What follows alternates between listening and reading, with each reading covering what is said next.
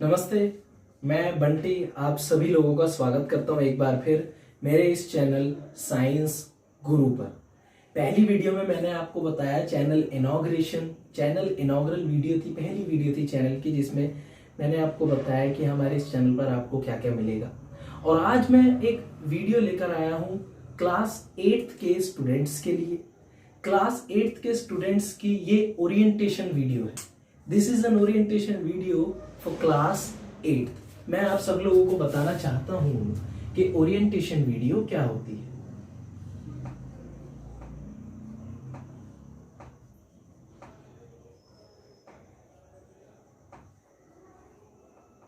This is an orientation video और we can say orientation class. ये आप सब लोगों की एक ओरिएंटेशन क्लास है, ठीक है। यानी कि ओरिएंटेशन का बेसिकली मीनिंग होता है आप लोगों का स्वागत एक न्यू क्लास में, एक नई क्लास में, 8th क्लास में।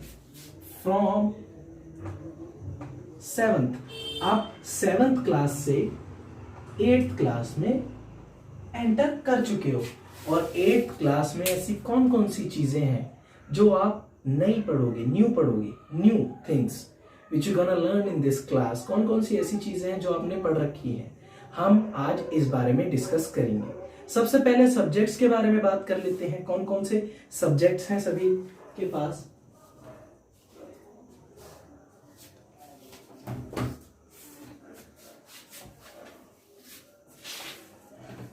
स्टूडेंट्स के पास मेनली जो सब्जेक्ट्स होते हैं उसमें मैं सबसे पहले English, Hindi, the languages, social studies obviously,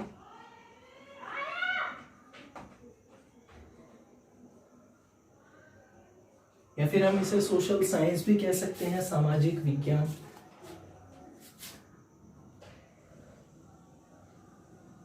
Sanskrit. Obviously आप लोगों को लगा होगा कि मैंने इसमें मैथ्स और साइंस क्यों नहीं लिखा। मैथ्स और साइंस के बारे में मैं आप सबको अलग से समझाऊं। पहले ये 4 सब्जेक्ट्स मैं आपको अलग से समझाना चाहता हूं, ठीक है। तो सबसे पहले इंग्लिश की बात करता हूं। इंग्लिश में हमेशा की तरह 6th में, 7th में और इस बार भी 2 किताबें होंगी और पार्ट होंगे 3। किताबें 2 और पार्ट 3, इसका क्या मतलब अभी समझाता हूं।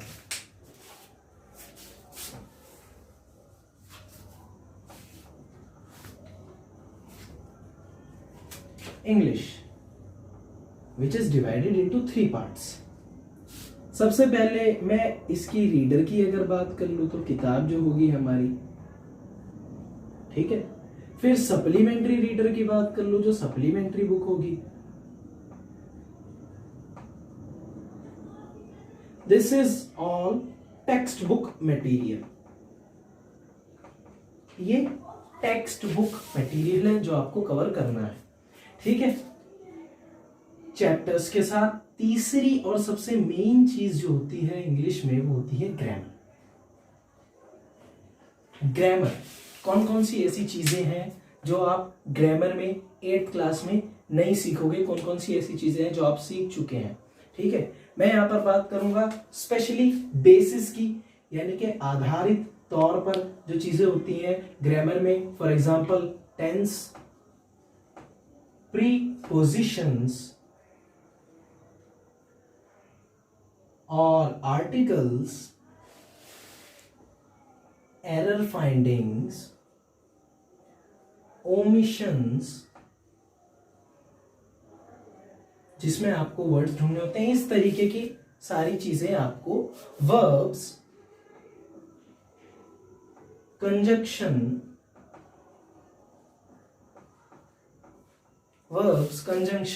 ठीक है। ये सब चीजें आप लोगों को यहां पर एक बार फिर से दोहरानी भी है, प्लस अच्छे से तैयारी भी करनी है। राइटिंग की अगर बात करूं तो ऑब्वियसली लेटर, फॉर्मल इनफॉर्मल दोनों टाइप का लेटर, प्लस हमेशा की तरह एसेज या फिर मैं कहूं paragraph writing,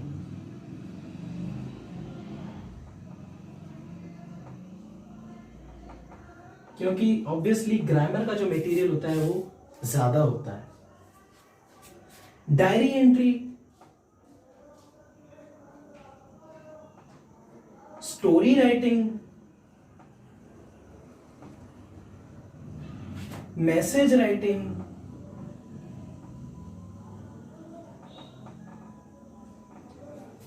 and etcetera etcetera आप सभी के सिलेबस के अकॉर्डिंग इंग्लिश का जो एक एस्टिमेटम है वो ये है इंग्लिश सब्जेक्ट का।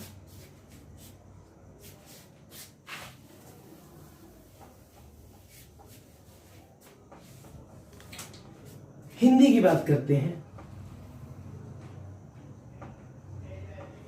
ठीक है। इसमें भी रीडर होती है वसंत, एक और सप्लीमेंट्री बुक होती है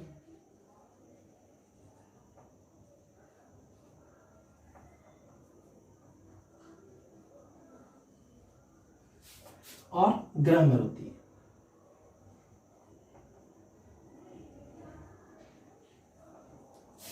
हिंदी भी मैं कहूं तीन पार्ट्स में डिवाइडेड है ऑब्वियसली, और एग्जाम के लिए आपको इन तीनों को ही अच्छे से प्रिपेयर करना होता है, ठीक है। तो same as English, this is also a language, ये एक लैंग्वेज है, एक भाषा है, भाषा को हमें सीखना है। रीडर पढ़ना है, टेक्स्ट बुक ये भी पाठ्य पुस्तक, और ये हमारा ग्रामर है। इसमें भी क्रिया, कारक, संवाद लेखन, सार लेखन जैसी जैसी चीजें, समास, अलंकार जैसी ग्रामर की चीजें आप सभी 8th क्लास में पढ़ सकते हो एज पर द सिलेबस, जो कि आपके आने वाले सिलेबस में होगा, ठीक है, या फिर लास्ट ईयर के सिलेबस में जो होगा वो आप चेक करके ऑब्वियसली वहां से ये चीजें पता कर सकते हो कि इंग्लिश ग्रामर में आप कौन कौन सी ऐसी चीजें हैं जो पढ़ो, ठीक है। अब बात करते हैं संस्कृत की।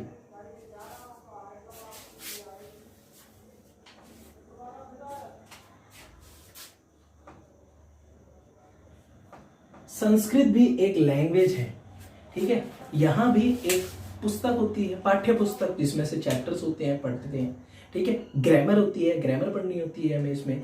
लेकिन संस्कृत का जो एग्जाम होता है वो आमतौर पर काफी इजी होता है, और उसके जो आंसर्स होते हैं वो क्वेश्चन पेपर में ही होते हैं। तो Sanskrit is not a big concern, इतनी बड़ी कोई चिंताजनक बात नहीं है, ठीक है। अब मैं यहां पर एसएसटी की बात करूंगा, या एसएससी यानी कि सोशल साइंस भी मैं जिसे कह सकता हूं, एसएसटी की या एसएससी की बात करूंगा, तो यहां पर हमारी 3 किताबें होती हैं। सिविक्स यानी कि नागरिक शास्त्र, जियोग्राफी जो कि बच्चों को काफी पसंद भी होती है क्योंकि सबसे आसान होती है, भूगोल, और एक हिस्ट्री जो शायद बहुत ही कम बच्चों को पसंद होती है, अतीत, या फिर हम इसे इतिहास कह सकते हैं हिंदी में। इन तीनों किताबों को आपको अच्छे से प्रिपेयर करना होता है एग्जाम के लिए, ठीक है। किताबें पढ़ना, किताब के पीछे के क्वेश्चंस देखना ही बहुत नहीं होता। एक जो की है, यानी कि जो जिसे हम कह सकते हैं कुंजी है, जो कि आपको एग्जाम्स में हेल्प कर सकती है, वो होगा इन सभी के नोट्स, या फिर मैं कहूं एक्स्ट्रा क्वेश्चंस। अगर आप अपनी एसएसटी में ये प्रिपेयर कर लेते हो, स्पेशली एनसीईआरटी बेस्ड जो बच्चे हैं वो, और जो गवर्नमेंट स्कूल से हैं वो, अगर ये सब प्रिपेयर कर लेते हैं तो इस बात में कोई दो राय नहीं है कि उनका एसएसटी का पेपर बहुत ही सेटिस्फाइंग जा सकता है, ठीक है। This is about SST. अब आते हैं मेन, जिसे माना जाता है मैथ्स और साइंस।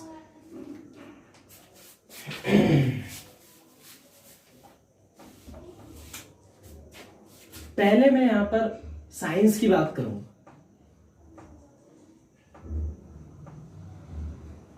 साइंस कौन सी क्लास की?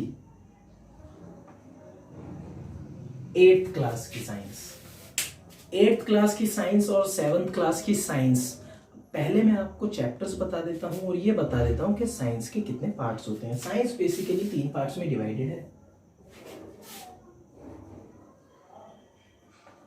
Chemistry, physics and biology. रसायन विज्ञान, भौतिक विज्ञान और जीव विज्ञान। ठीक है।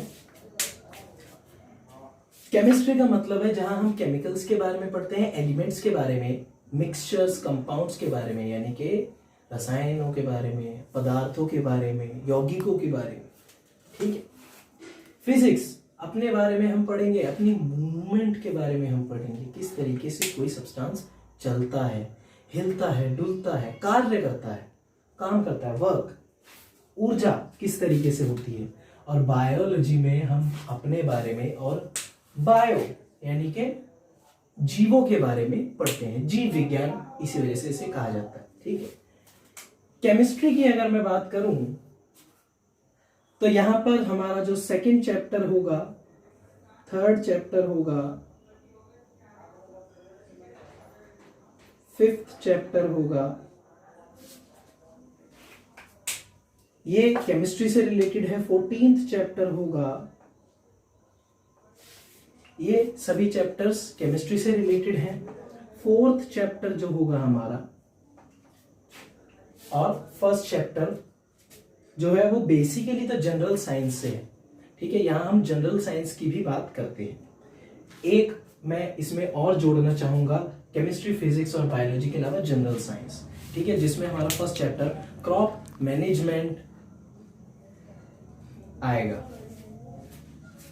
Crop production and its management. Second chapter microorganism, friend and foe. Third chapter synthetic fibres. Fifth chapter coal and petroleum. 14th chapter chemical effects of electric current. 4th chapter coal and petroleum. 6th chapter combustion and flame. ये सभी chemistry से related chapters हैं जो हम इसके बारे में पढ़ेंगे। अब देखो, जो हमारा सेकंड चैप्टर है उसके बारे में हमने नहीं पढ़ा है, माइक्रोऑर्गेनिज्म के बारे में 7th क्लास में हमने, लेकिन जरूर एलगी और फंगस के बारे में पढ़ रखा है। ठीक है। तो that will be helpful here, वो यहाँ पर हेल्पफुल करेगा। माइक्रोऑर्गेनिज्म छोटे छोटे सूक्ष्म जीव, जिसमें हम कोरोना वायरस के बारे में भी चर्चा करेंगे। थर्ड फाइबर के बारे में पढ़ेंगे, 6th में भी, 7th में भी, और अब यहाँ पर 8th क्लास में भी। बस यहाँ सिंथेटिक फाइबर, सिंथेटिक या आर्टिफिशियल या मैन मेड भी जिसे कहा जाता है, हमारे इंसान द्वारा बनाया गया। 5th chapter coal and petroleum, अच्छा चैप्टर है। कोयला और पेट्रोलियम खनिज पदार्थ पृथ्वी में से किस तरीके से निकलते हैं उस बारे में। 14th chapter chemical effects of electric current. जैसे जैसे कोर्स चलता रहेगा वैसे वैसे ये चैप्टर भी कवर आपका होगा। ठीक है, according to the syllabus. Electric current के बारे में पढ़ेंगे, इलेक्ट्रोड्स के बारे में पढ़ेंगे। 4th चैप्टर है हमारा मेटल्स और नॉन मेटल्स पर। ये जो 4th चैप्टर है ये 9th क्लास में और 10th क्लास में भी आपको बहुत ज्यादा काम आने वाला है। ठीक है। सब्सटेंस के बारे में हम यहाँ पढ़ेंगे। Plus 6th chapter combustion and flame. Combustion यानी कि दहन और ज्वाला यानी कि आग। जलना और आग का निकलना, दोनों में फर्क है। कोयला जलता है लेकिन फ्लेम आग नहीं देता है। ठीक है। ऐसी ही कई सारी चीजों के बारे में हम यहाँ केमिस्ट्री में पढ़ेंगे। फिजिक्स, अगर मैं 8th क्लास की बात करूं तो फिजिक्स में हमारा एक चैप्टर है 11th chapter force and pressure. 12th chapter होगा हमारा फ्रिक्शन।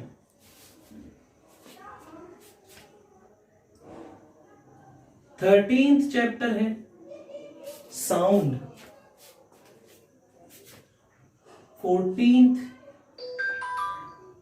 15th चैप्टर है नेचुरल फिनोमिना यानी कि प्राकृतिक होने वाली घटनाएं, प्रकृति से होने वाली घटनाएं, प्राकृतिक घटनाएं। 16th चैप्टर लाइट, प्रकाश। 7th क्लास में भी पढ़ा था, यहां भी पढ़ो, समझा देता हूं क्या है।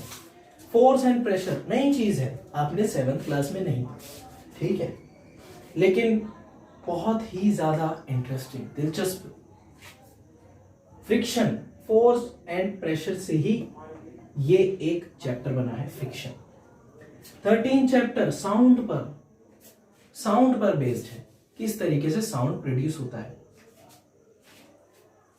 15 चैप्टर सम नेचुरल फिनोमिना, कुछ प्राकृतिक घटनाएं। प्राकृतिक घटनाएं कौन कौन सी होती है? भूकंप होता है, प्राकृतिक घटनाएं, तूफान प्राकृतिक घटनाएं, बिजली का कड़कना प्राकृतिक घटनाएं, भूस्खलन, बाढ़, सूखा, ये सारी प्राकृतिक घटनाएं। इन सभी प्राकृतिक घटनाओं की चर्चा यहाँ पर होगी। 16th चैप्टर लाइट यानी कि प्रकाश। ये जो चैप्टर है, जैसे कि मैंने अभी आपको बताया, 4 चैप्टर यहाँ का और 16 चैप्टर यहाँ का 10th क्लास तक आपको, बल्कि फ्यूचर तक आपको बहुत ही ज्यादा इंपॉर्टेंट है। इंपॉर्टेंट सभी है, फ्रिक्शन काफी इंपॉर्टेंट है, फोर्स काफी इंपॉर्टेंट है, साउंड काफी इंपॉर्टेंट है, और लगभग हर चीज इंपॉर्टेंट है। लेकिन मैं यहाँ पर 2 टिक्स लगाना चाहूंगा, लेकिन मैं कोशिश करूंगा आप ज्यादा से ज्यादा आसानी से इन चीजों को समझ पाए। ठीक है, ये थी फिजिक्स की बात, यानी कि भौतिक विज्ञान। अब मैं जीव विज्ञान की बात करता हूं। जीव विज्ञान की अगर मैं बात करूं तो मैं यहां पर 2nd चैप्टर को भी कंसीडर कर सकता हूं। 2nd चैप्टर को मैं यहां भी कंसीडर कर सकता हूं। 8th chapter, 7th chapter, 9th chapter, 10th chapter, ये सभी चैप्टर्स जो है आपकी बायोलॉजी से रिलेटेड है। 2nd चैप्टर मैंने अभी आपको बताया माइक्रो ऑर्गेनिज्म, छोटे छोटे सूक्ष्म जीव, जिसमें हम 5 जीवों के बारे में पढ़ेंगे, algae, fungi, bacteria, virus and protozoa. ठीक है। 8th chapter, one of the most important chapters of your life. इसमें आपको पता लगेगा आपकी लाइफ क्या चीज है। सेल यानी कि कोशिका, जिसके बारे में 7th क्लास में छोटा सा आपने पढ़ा है, ध्यान कीजिए। 2nd चैप्टर में न्यूट्रिशन इन एनिमल्स में और न्यूट्रिशन इन प्लांट्स में आपने थोड़ा सा पढ़ा है। सेल और टिश्यूज के बारे में यहाँ पर बात होगी।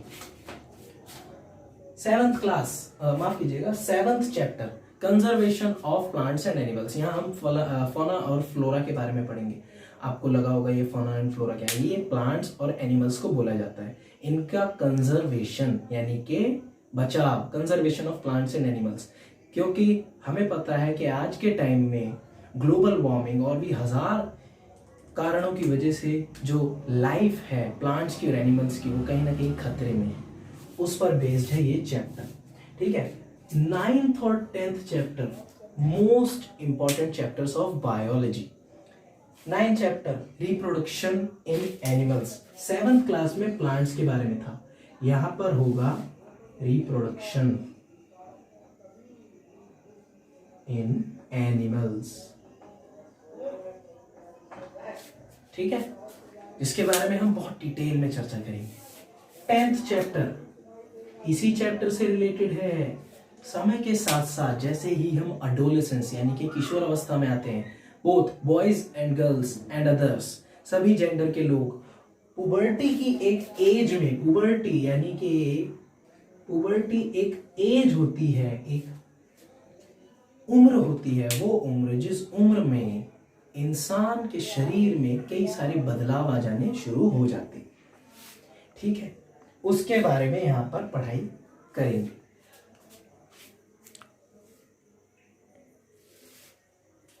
फर्स्ट चैप्टर नहीं लिखवाया, ना ही 17th है और ना ही 18th चैप्टर है। ठीक है, तो जनरल साइंस की अगर मैं बात करूं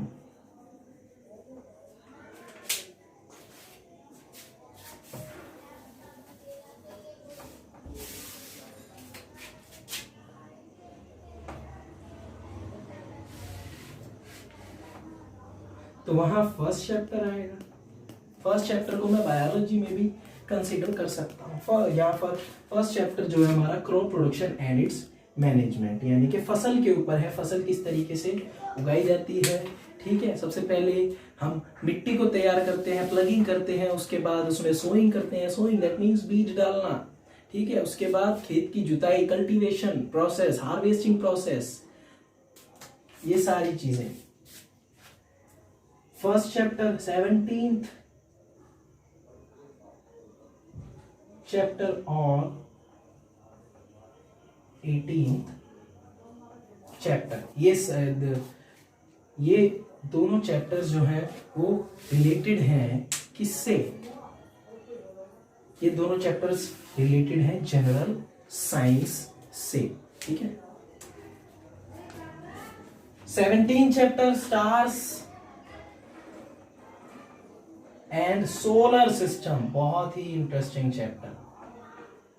हम इसमें ब्रह्मांड की और भी कई सारी बॉडीज के बारे में पढ़ते हैं, हमारे प्लैनेट्स, हमारे स्टार्स, अलग अलग तरीके के स्टार्स, ठीक है। और साथ ही साथ पोल्यूशन पर बेस्ड ये चैप्टर है जिसमें हमें बताया जाता है एयर और वाटर का पोल्यूशन किस तरीके से हो रहा है, किस तरीके से हम उनको सही कर सकते हैं, ठीक है। So this is a basic general science chapter.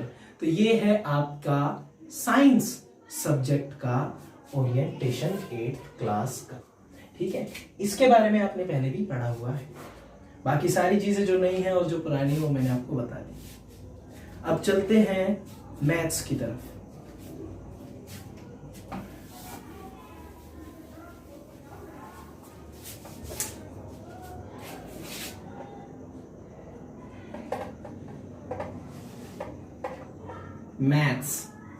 Maths subject first, मैं आपको बताना चाहूंगा कि 7th क्लास में आपने क्या क्या पढ़ा। रेशनल नंबर पढ़ा, यहां भी है। इक्वेशंस के बारे में पढ़ा, यहां भी है। Square and square roots, cubes and cube roots 6th और 7th चैप्टर, यहां पर चैप्टर्स जो है वो नए चैप्टर्स हैं। कंपेयरिंग क्वांटिटीज आप पढ़ चुके हैं, वो यहां भी है, लेकिन उसमें कंपाउंड इंटरेस्ट नामक एक चीज ऐड हो जाती है, चक्रवर्ती ब्याज जिसे हिंदी में कहते हैं, ठीक है। डेटा हैंडलिंग यहां भी है, साथ ही साथ प्रैक्टिकल ज्योमेट्री भी यहाँ है, अंडरस्टैंडिंग क्वाड्रिलेटरल्स, और ये सभी चैप्टर्स हैं। यहाँ पर मैं तुम्हें बताना चाहता हूँ 7th क्लास में हमने रेशनल नंबर पढ़ा, यहाँ पर रेशनल नंबर आए। Comparing quantities,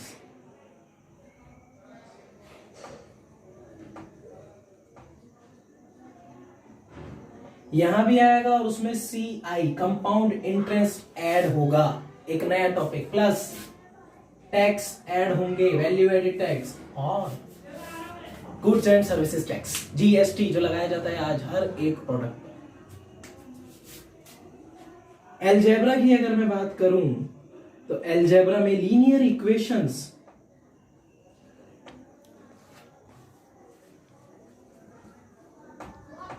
in one variable, परिमेय संख्याएं, ठीक है, और मात्राओं की तुलना, लीनियर इक्वेशंस यानी कि रेखीय समीकरण एक वेरिएबल की यानी कि एक चर में, ठीक है। ये है हमारा 2nd chapter, this is first, this is 8th chapter and very very important chapter, बहुत इंपॉर्टेंट चैप्टर है आपके कोर्स को लेकर, ठीक है। आप सभी को इस चैप्टर को बड़े ही ध्यान पूर्वक पढ़ना है। 9th chapter algebra, 10th chapter आपने 7th क्लास में विजुअलाइजिंग सॉलिड शेप्स पढ़ा है, ये वही चैप्टर है, विजुअलाइजिंग सॉलिड शेप्स, जहां हम सॉलिड शेप्स के बारे में पढ़ते हैं। ये है अलजेब्रा यानी कि बीजगणित कहा जाता है जिसे, ठीक है। क्वाड्रिलेटरल्स के बारे में पढ़ेंगे हम यहां पर, क्वाड्रिलेटरल्स यानी कि चतुर्भुज, चार भुजाओं वाला कोई भी बंद आकार या आकृति, a figure that is closed and has 4 sides, ठीक है।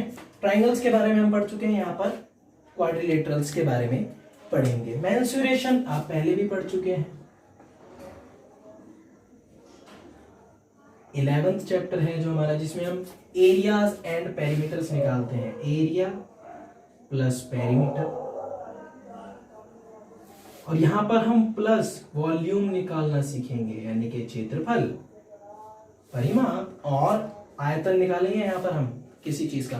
पहले मैं आपको बता देता हूँ आयतन क्या होता है। कोई भी चीज जहां पर रखी जाती है वो कितना स्पेस घेरता है, दैट इज कॉल्ड आयतन, उसको आयतन यानी कि वॉल्यूम कहते हैं, कोई भी चीज अगर किसी सरफेस पर रखी जा रही है और वो कितनी जगह घेर रही है उसको कहा जाता है आयतन। ठीक है। फैक्टराइजेशन,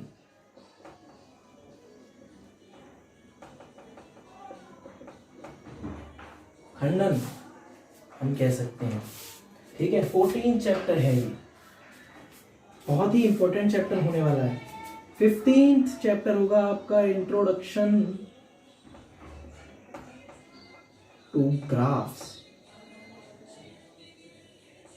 आलेख यानी कि ग्राफ्स को किस तरीके से बनाया जाता है। ठीक है। ये हम पढ़ेंगे 15th चैप्टर में।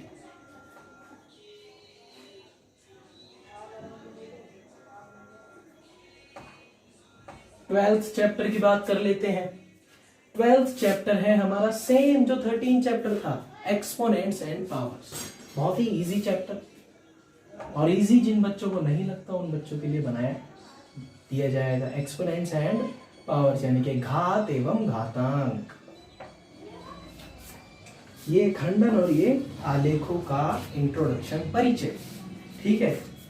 तो ये आपके एक कोर्स का स्ट्रक्चर है जो आपने पहले भी पढ़ रखा है। कुछ और कुछ चीजें हैं जो इनमें ऐड होंगी यानी कि न्यू आएंगी। अब मैं आपको बताऊंगा वो चीजें जो आपने पहले नहीं की, लेकिन उसका कुछ अंश, कुछ पार्ट पढ़ रखा है, जैसे कि 6th, छठा और 7वां chapter, square and square roots, cube and cube roots,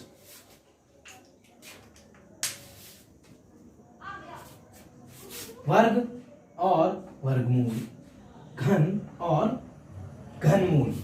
ठीक है। किस तरीके से स्क्वायर और स्क्वायर रूट को निकाला जाता है, किस तरीके से क्यूब और क्यूब रूट को निकाला जाता है। पहले मैं आपको बता देता हूँ किसी भी नंबर का स्क्वायर या फिर क्यूब क्या होता है। एक्सपोनेंट्स और पावर्स में हमने सीखा था, यदि यहाँ पर कोई नंबर है उसके ऊपर पावर यानी घात चढ़ी हुई है 2, तो हम इसको कहते हैं a गुणा a, यानी कि इसी की इसमें 2 बार गुणा और ये हो जाता है किसी भी नंबर का स्क्वायर यानी कि वर्ग। अगर ये 2 की जगह 3 हो जाए तो हम इसे कह देते हैं a गुणा a यानी कि क्यूब, और हिंदी में इसे कहा जाता है घन। प्रोबेबिलिटी और चांस यानी कि संभावना एवं प्रायिकता, ये आप डेटा हैंडलिंग यानी कि 4th चैप्टर में पढ़ोगे। डेटा हैंडलिंग में एक चीज और आएगी, पाई चार्ट, जो कि आपको इस तरीके से बनाना होता है 360 एंगल पर। ये सारी चीजें ऐसी हैं जो नई हैं और न्यू है, और जो हमारे इस चैनल पर और जितना भी पॉसिबल हो सकेगा उतनी जल्दी और उतना कंटेंट होगा। So this is the orientation of 8th class. मैं आप सभी लोगों का थैंक यू करता हूँ वीडियो के एंड तक बने रहने के लिए। And please like the video, share the video, subscribe our channel and please press the bell icon and be with Scientic Bunty. Thank you.